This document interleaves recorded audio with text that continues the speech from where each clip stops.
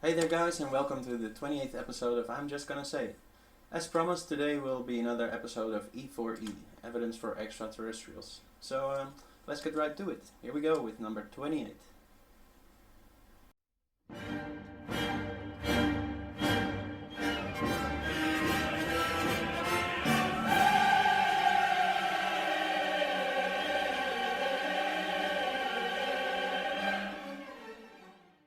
Okay, so as promised, another episode of Evidence for Extraterrestrials today. I want to talk about the recent disclosure by the US Navy.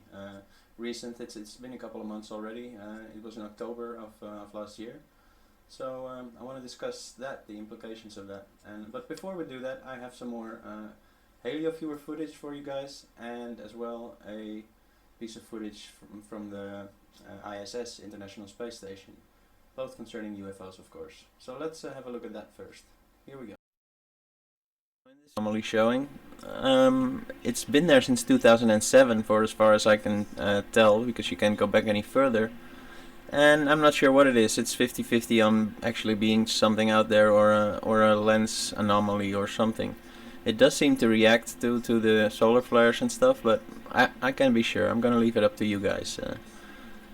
And in the second piece of video that's coming up, we're gonna see a craft or something flying by at least. And again, I'm gonna leave it up to you. But I thought it was strange enough to feature it here.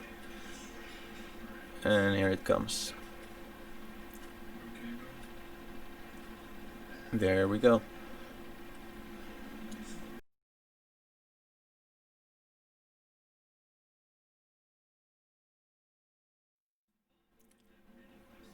Now this third clip is a piece of footage from taken from the ISS, obviously, while it's going over Australia and New Zealand, that area. And it shows a UFO, or whatever it is, flying underneath the clouds. At first I thought it was something like that was a part of ISS itself. But later I saw that it actually went underneath the clouds, and you could see it light up the clouds from underneath. So that confirmed to me that it must have been some type of craft or whatever. It's gonna come up right about now, so pay attention.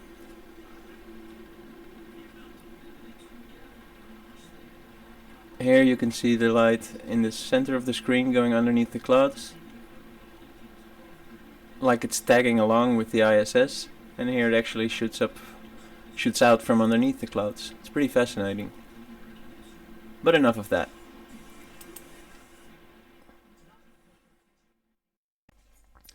About 2 months ago, something extraordinary happened.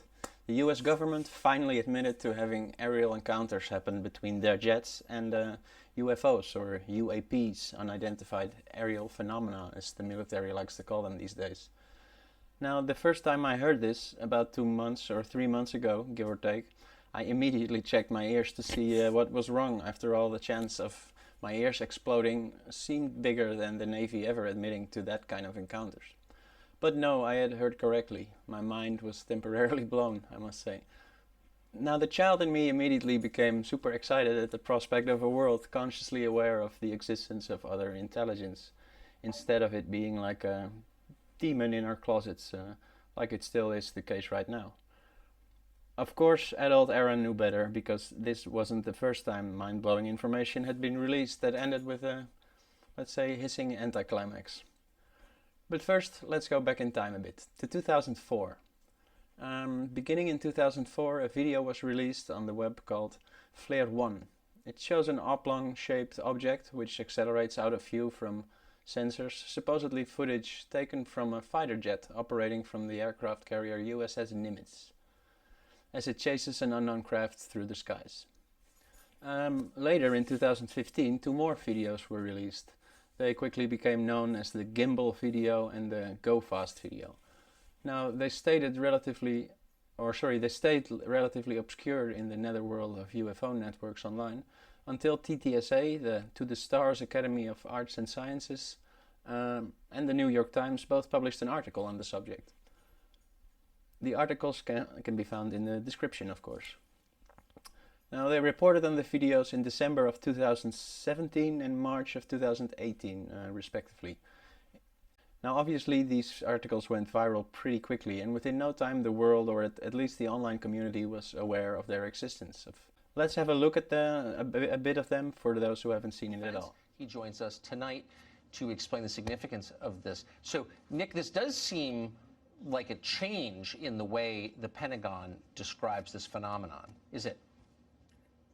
Yes, it is. Up until this point, the Navy has said very little.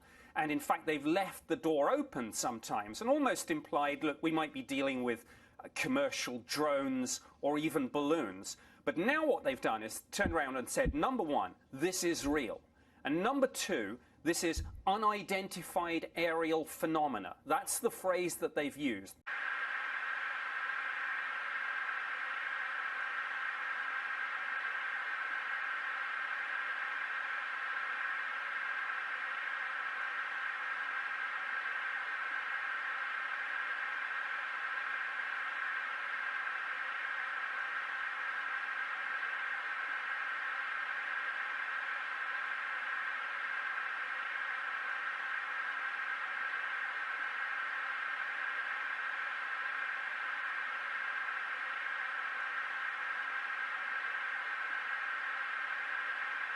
Previously, they've said advanced unknown aircraft. Now they're saying unidentified aerial phenomena. And that is, it's a term borrowed from the British government. We used it in the Ministry of Defence, and we meant UFOs.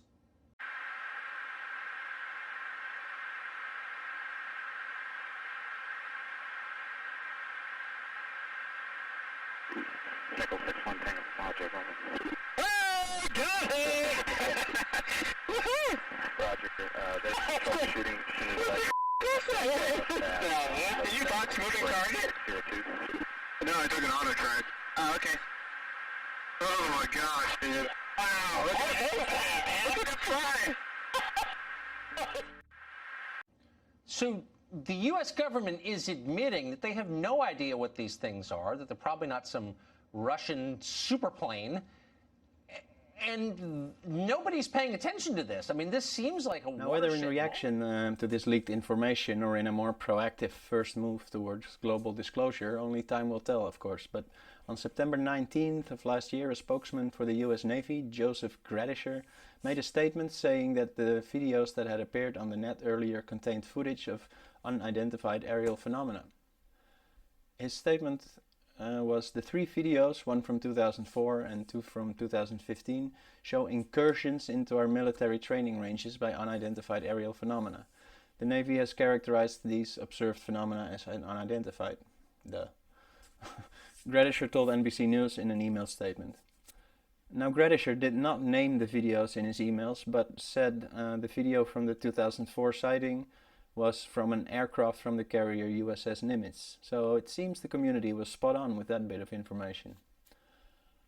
He also mentioned that the first video was put on social media by a crew member, I believe back in 2007, but that as for the other 2 videos, the Navy had no information on how these videos were released into general circulation. Gradisher stated, "These videos are copies of official Navy footage taken by naval personnel conducting training missions in controlled military airspace." It goes without saying that you will have a hard time finding a more credible source than this, given the circumstances, of course, as withholding information is the military's favorite pastime. And in light of how hesitant they have always been to disclose information concerning this subject, the statement is even more surprising. In his email, Gradisher also stated that the most pressing issue was an increase in what he called the number of military training range incursions by unidentified aerial phenomena. Now this is very interesting, of course. So, I mean, let me get this straight. For the first time, the United States Navy has admitted to the validity of not 1, but 3 recent UAP videos. Yet not a gasp of surprise was heard throughout the land. This baffles me sometimes. Now sure, the occasional UFO fanatic would mention it, but unfortunately they are so stigmatized by now that hardly anyone takes them seriously anymore, except for their peers, of course. I know that one from experience, both from my own close encounter as well as my career within parapsychology. I know firsthand what it's like to have to answer to over-emotional, rigid, basically non-arguments, usually along the lines of this cannot be true, so your study has to be faulty. Hurrah for science there. But enough sidetracking. This statement confirms that we are not alone as an intelligent species, whether it be alone on planet Earth or in our solar system or our galaxy. That's not important for that matter. That is such freaking earth-shattering news, in my opinion.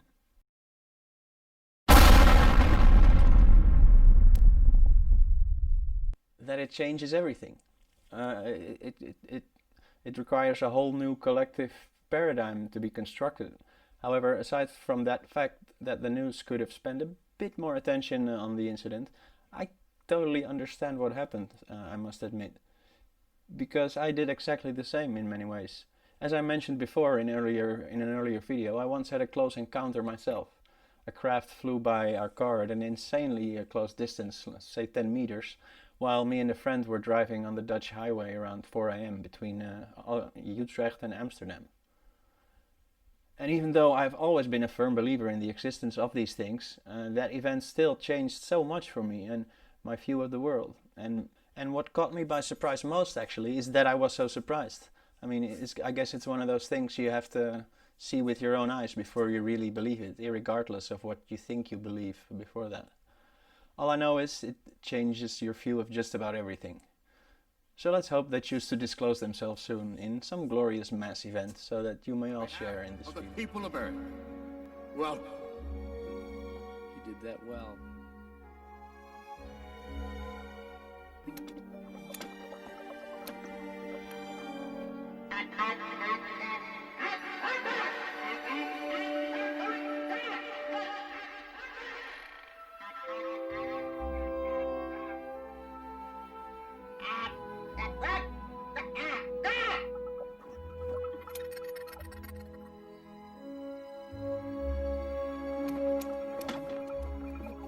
We come in peace. We come in peace. We come in peace. This would give our evolution such an extra kick in the butt, and that is what it needs desperately right now. Aside from the fact that we are doing better, I'm not a negative Nancy here. In the next episode I will be talking about probably the last thing I ever thought I was going to be talking about to anyone, for that matter, let alone on YouTube. The importance of faith. Faith in God, you ask? That depends on your point of view, but no would be the simple answer. More in the next episode. And just like evidence for extraterrestrials is becoming a recurring thing, so will what I will now dub spirit seekers, a group of people that is rapidly growing in numbers. In the episode after that, there will be another evidence for extraterrestrials episode on the moon and why it shouldn't be there, actually. More on that in that episode. Like, share, and subscribe, of course. And I'll see you guys in the next episode. Love you. Bye-bye.